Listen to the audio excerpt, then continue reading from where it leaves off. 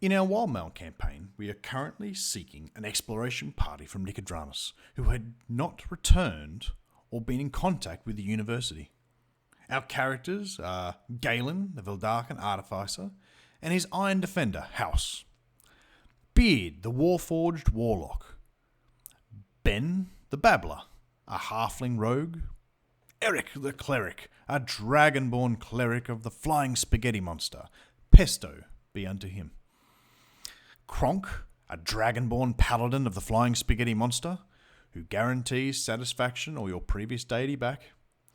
And joining us for the next few sessions is Babbler, the shifter barbarian.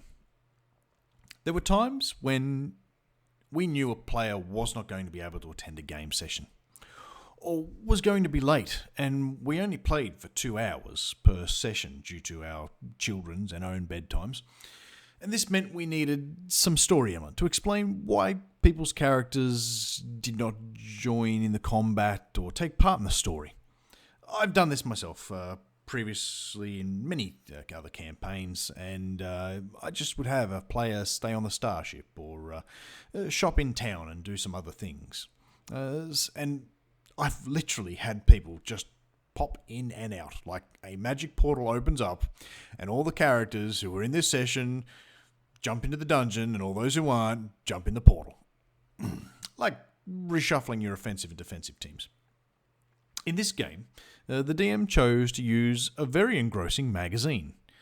Eric the Cleric's player was the first to use this story device, and so it was a cooking magazine of the flying spaghetti monster. Worship unto him. Or not.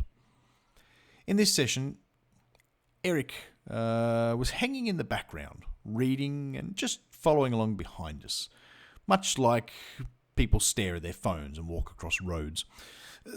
They're in body, but not in spirit.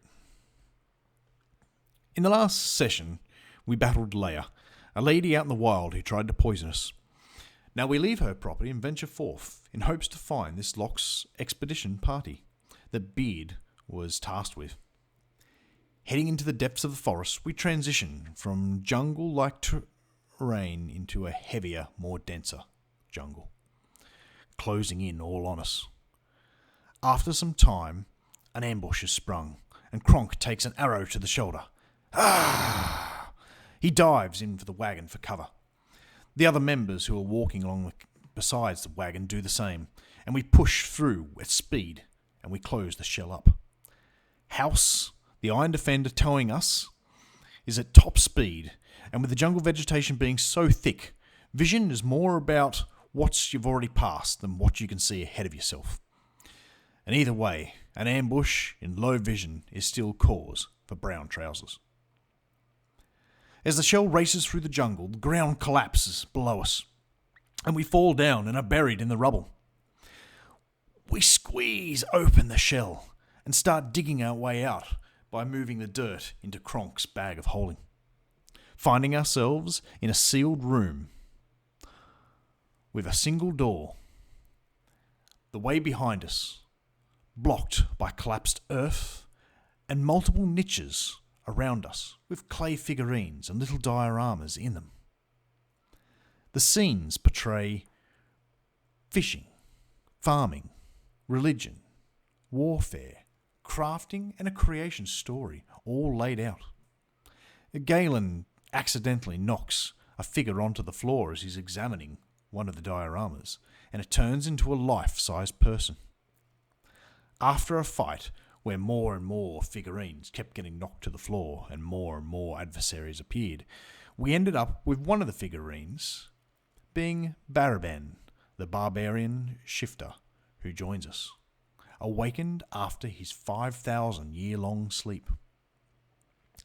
Now, for some of you with good memories, or playing old or updated modules, you might recognise little bits of this one as the module The Hidden Shrine of Tamoachan.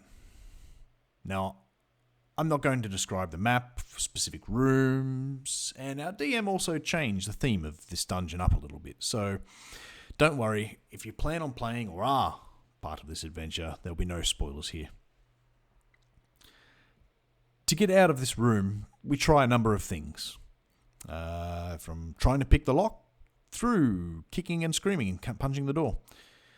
And even we place one of our figurines under the door, which only leaves us with half a body on our side. We did find a key eventually, dig out the turtle shell wagon, and keep exploring the dungeon. In this part of the dungeon, a lot of the walls are covered in slime or wet lime, and water and mud covers a lot of the floors. We make it to a room with a large stone slab in the centre, surrounded by stalagmites, and an old axe sticking out of the back wall. We poke and prod around and end up awakening a 5,000-year-old vampire. As he's waking up, Eric and Kronk recognise a symbol of the flying spaghetti monster, whose meatballs are the biggest, on the vampire. But Ben is straight into action, and as per standard Dungeons & Dragons, someone throws the halfling into combat. Ben lands next to the undead. "Aha!" he says, and tries to punch him in the face as best a halfling can. The vampire shrugs it off and de-escalates the situation.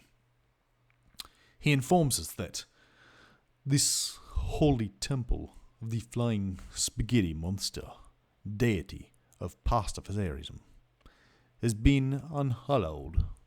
You must remove the taint here, for this is the doing of the finger puppet sect of our church. We too have had to deal with this horrible sect before. We will see to cleaning it up, says Kronk. We fight our way through with some wins and losses. Eric, now back in the game as we're now in another session, cooks up some crawfish linguine with chili out of some of the monsters that we had killed during a short rest. To pass through a corridor, we are met with a number of statues and an engraving above the door. The statues are of a butcher, a blacksmith, an archer, an accountant, a fishmonger, a harlot, and a king. And the engraving reads, "For those who seek to be rewarded, choose the 3 that keep things sordid." This one had us stuck and just trying random combos.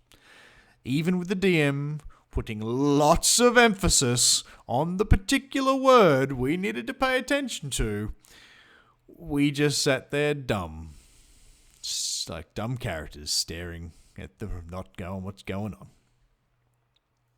So here it is again. For those who seek to be rewarded, choose the 3 that keep things sorted. And there are statues of a butcher, a blacksmith, an archer, an accountant, a fishmonger, a harlot, and a king. Pause the video now if you want to try and figure this one out and go back and listen to it again. So here's the solution. The key is in the word sordid. It's a homophone of the word sordid, as in a blacksmith keeps us sordid, an accountant keeps things sorted, and a harlot keeps things sordid. Yeah, that took us a while to decipher that one. I think we might have just even randomly guessed it. Anyway, we were doing a terrible job of clearing out the temple, as some more random wandering and mucking around in the temple led to the vampire finding us again and telling us, "I can see that this temple was once holy has been spoilt. Run from here, as I'm going to bring it down." And he extends his arms up into the air, and the temple begins to shake. We gotta leg it out of here. And it's a quick race out of the temple. Outside the temple, we see a large magic circle. It has tall obelisks around it, and one in the centre. A ritual is taking place. Kronk decides to walk down and say hello, and as a result, we are quickly attacked. Now, as I said, this video has combined a number of game sessions, and for this part, Eric the Cleric was back with us, while Ben the Babbler was not free. So, Eric had finished the magazine and handed it on to Ben and runs into combat.